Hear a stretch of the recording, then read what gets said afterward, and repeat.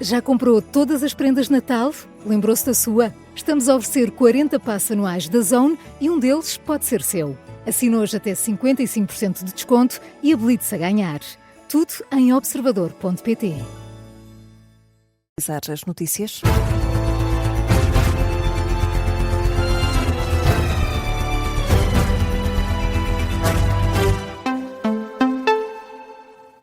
Jornal das 4 com a edição do Miguel Videira. E Miguel, morreu um dos 7 pescadores da embarcação que naufragou na zona de Aveiro. Era o tripulante que estava em paragem cardiorrespiratória quando foi resgatado por uma embarcação que se encontrava no local quando o naufrágio. Foram salvos mais 2 pescadores. Nessa altura, 4 estão desaparecidos. A embarcação de pesca onde seguiam os 7 tripulantes sofreu uma inundação e naufragou a cerca de 370 quilómetros da costa. Este é o segundo naufrágio num curto espaço de tempo. Este fim de semana registrou-se também um acidente com uma embarcação em caminha. 3 pescadores continuam por encontrar.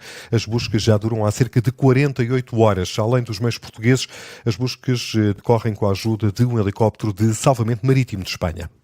Em Lisboa, há passageiros à espera até 3 horas no controle de fronteiras no aeroporto Humberto Delgado. Problemas técnicos no sistema estão na origem destas filas. A informação foi apurada pela Agência Lusa junto à Polícia de Segurança Pública, confirmada já pela Rádio Observador. O subintendente da PSP, Sérgio Soares, sublinha que os problemas que referiu, problemas técnicos, não são uma responsabilidade da PSP. Polícias que trabalham na fronteira, portanto os nossos guardas de fronteira estão neste momento a trabalhar com todo o empenho conforme é habitual.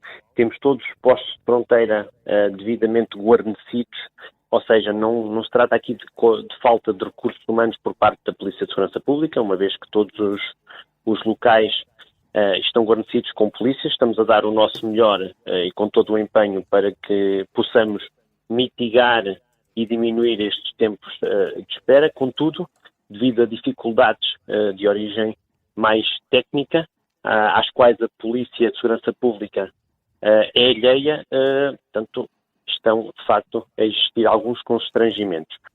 O subintendente da PSP revela que desde as 10h30 da manhã, em que se registrou um pico de cerca de 3 horas, o tempo de espera tem vindo a diminuir de forma paulatina. A Rádio Observador contactou também a ANA Aeroportos, responsável pela gestão do Aeroporto General Humberto Delgado em Lisboa, confirma os tempos elevados de espera e adianta que tem distribuído água e comida aos passageiros que aguardam por vez.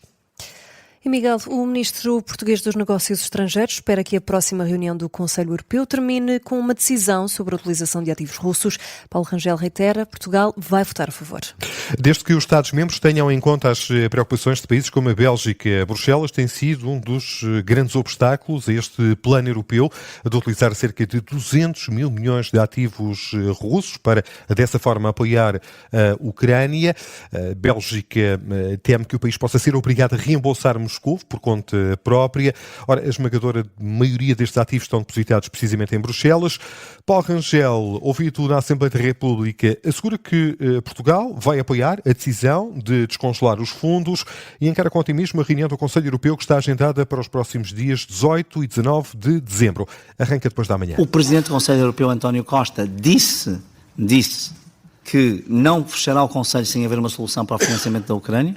Portanto, isto foi o que ele disse. Portanto, em vez de durar um dia, como tem sido ultimamente o hábito, poderá durar os 2 dias que estão previstos ou até mais. Isto foi aquilo que ele disse. Portanto, eu ainda ontem falei com o meu colega belga, falei com vários colegas, debatemos isto largamente no Conselho de Negócios Estrangeiros, ontem em Bruxelas, e eu, sinceramente, eu tenho alguma expectativa positiva. Outros não têm, quando nós falamos sobre esta matéria, vamos ver. Paulo Rangel, e as expectativas em torno do Conselho Europeu que arranca depois de amanhã, quinta e sexta-feira. Paulo Rangel disse ainda durante esta audição regimental na Assembleia da República que Portugal não vai enviar soldados para solo ucraniano enquanto a Ucrânia continuar em guerra com a Ucrânia. Admite sim que militares possam fazer parte de equipas de paz, à semelhança do que já acontece em vários países do continente europeu. Os portugueses para um cenário de guerra não irão, isso é certo. Mas se houver paz, não é a primeira vez que fazemos parte de forças de paz. O que nós estamos a fazer na República Centro-Africana é louvável. O que nós estamos a fazer na Eslováquia e na Roménia neste momento é muito parecido com aquilo que nos podem vir a pedir para nós integrarmos futuramente na Ucrânia, se houver um tratado de paz. Não estou a dizer sequer que vamos ter isso. Nós podemos ter outras formas de colaboração e de cooperação, por exemplo, justamente nessa retaguarda onde nós estamos agora. Nos países bálticos temos feito operações na Estónia, operações na Lituânia, temos agora uma presença relevante na Roménia e na Eslováquia e, portanto, será assim. Em cenário de guerra, não, mas militares portugueses integrarem equipas de manutenção de paz, sim, à semelhança do que já acontece. Ora, durante esta audição, Paulo Rangel revelou também que o físico português, que dirigia um laboratório no MIT, o Instituto de Tecnologia de Massachusetts, foi morto a tiro. Trata-se de Nuno Loureiro, dirigia o Centro de Ciência do Plasma e Fusão do MIT desde maio do ano passado. Seria sempre trágico em qualquer circunstância, mas nesta é muito chocante por se tratarem de crianças de tão tenra idade.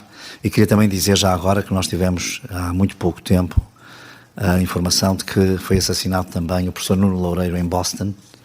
Pelo menos foi morto a tiro, enfim, não se conhece ainda bem, que era o diretor do Plasma Science and Fusion Center do MIT. E, portanto, não sabe como contar-nos, mas, enfim, é também uma notícia triste para a ciência portuguesa em particular, enfim. O ministro português dos Negócios Estrangeiros, durante esta audição na Assembleia da República, que começou com um minuto de silêncio pela morte de duas crianças luso-descendentes em França. De resto, esta referência que Paulo Rangel fazia no início deste som, foram vítimas de uma explosão de gás. E Miguel, já terminou a primeira sessão do julgamento sobre os polémicos cartazes do candidato André Ventura. Sim, do candidato à presidência da República, uma ação interposta por membros da comunidade cigana que consideram que os cartazes de André Ventura são uma humilhação para a comunidade. Num desses cartazes pode ler-se: os ciganos têm de cumprir a lei. Esta primeira audiência de julgamento, que deve terminar depois da manhã, na próxima quinta-feira, foi acompanhada pela jornalista Beatriz Félix, que esteve nesta sala de audiências. Beatriz, o que foi dito? Isso mesmo, Miguel, como disseste, terminou agora há poucos minutos. Foram cerca de 2 horas de audiência, que começou com André Ventura dentro da sala, depois foi obrigado a sair por não poder estar presente na audição dos autores da ação que foi interposta. Já dentro da sala foram 6 as pessoas que foram ouvidas. Para responder à tua pergunta, o discurso foi unânime. Dizem que os cartazes apresentados, que dizem que os ciganos têm de cumprir a lei, estão a generalizar e dizem mesmo que é como se todos os ciganos não a cumprissem. Dizem, pelo contrário, que não só os ciganos, mas todas as pessoas têm de cumprir a lei, independentemente da etnia a que pertencem. E para isso, dizem não ser preciso um cartaz, falam em senso comum, por isso dizem sentir-se humilhados e que esta exposição de cartazes por parte do Chega, também de André Ventura, está a ter repercussões na vida diária destas pessoas, não só no trabalho. Um exemplo da última pessoa a ser ouvida, a última pessoa que testemunhou, que representa os trabalhadores da fábrica em que trabalha atualmente há 15 anos, que foi alvo de piadas por alguns colegas. Se referiu também as filhas, algo que também nos foi dito por pessoas fora da sala de audiências, que as crianças também estão a sofrer repercussões por causa destes cartazes. O ódio nas escolas está a aumentar contra as crianças de etnia cigana, e não só esta última pessoa a ser ouvida, aliás, diz que mesmo que os comportamentos das pessoas com os ciganos mudaram desde o surgimento do Partido Chega. Foram estas algumas das declarações, alguns dos destaques deste primeiro dia de audiências. Quinta-feira fecha então este julgamento, está previsto durar o dia todo, começa logo pela manhã às 9h15 no Palácio da Justiça. O julgamento dos polémicos cartazes da candidatura presidencial de André Ventura e a referência que fazem à comunidade cigana. Esta é a primeira audiência de julgamento, aqui resumida pela jornalista do Observador, Beatriz Félix. E o secretário-geral da CGTP diz que a central sindical está disposta a negociar se o governo adotar uma postura séria. Ficou hoje a saber-se que o primeiro-ministro aceitou receber a CGTP a pedido da central sindical. A reunião está marcada para 7 de janeiro. Em entrevista esta tarde aqui à Rádio Observador, Tiago Oliveira, secretário-geral da Intersindical, sublinha que a Confederação quer negociar, sim, mas dentro de certos limites. E, portanto, relativamente a isso, aquilo que nós dizemos e aquilo que os trabalhadores disseram, foram os trabalhadores que afirmaram no dia 11 na greve geral. Exigimos a retirada do pacote laboral. E se querem negociar, se querem ser sérios, se querem de facto alavancar a vida dos trabalhadores, então a CGTP está aberta a isso. Está aberta a sentar-se, a discutir, mas partindo do princípio que temos que melhorar as condições de vida de quem trabalha e não estar a medir o quanto é que vamos regredir nos direitos do mundo do trabalho. Isso nós não aceitamos. Tiago Oliveira, questionado sobre as declarações da Ministra do Trabalho, que diz que o Governo não deve voltar à estaca zero da negociação em torno das alterações ao Código do Trabalho. O líder da CGTP diz que a Central Sindical está disposta a recorrer a todos os meios de luta, até mesmo a outra greve geral.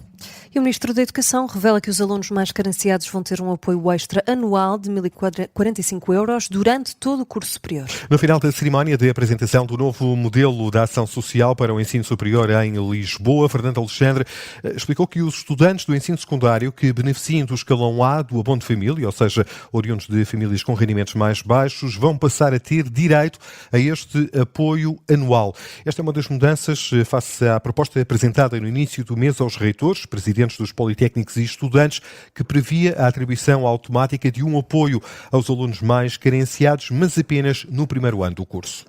Passam agora 11 minutos das 4 da tarde. Miguel Videira, que outros temas estão em destaque? A mulher de Sissoko Embaló, a presidente de posto da Guiné-Bissau, foi constituída arguida por suspeita de contrabando e branqueamento de capitais. A Polícia Judiciária deteve no domingo no aeroporto militar de Fique Maduro o chefe de protocolo de Embaló, que transportava na bagagem perto de 5 milhões de euros em dinheiro. Neste voo seguia também a mulher do ex-presidente da Guiné-Bissau, que, apesar de não ter sido detida, foi constituída arguida. A notícia foi avançada inicialmente pelo Jornal Público. Dar-te conta também de que a Comissão Europeia estima que o preço da habitação em Portugal esteja sobrevalorizado em 25%. É a percentagem mais elevada na União Europeia, sendo também um dos piores países nas variações do poder de compra. De acordo com os dados mais recentes disponíveis, os preços da habitação permanecem sobrevalorizados em vários países da União Europeia no segundo trimestre deste ano de 2025, sendo que essa média mais elevada se verifica em Portugal. Num retrato sobre a crise da habitação na União Europeia, que acompanha um plano hoje proposto para tornar mais acessível o acesso à habitação, passa o pleonasmo, a instituição acrescenta que o crescimento dos preços da habitação começou a ultrapassar o crescimento dos rendimentos em 2016 e o fosso entre ambos aumentou de forma acentuada, com os maiores aumentos na última década a verificarem-se em Portugal, Países Baixos, Hungria, Luxemburgo, Irlanda, República Checa e também na Áustria.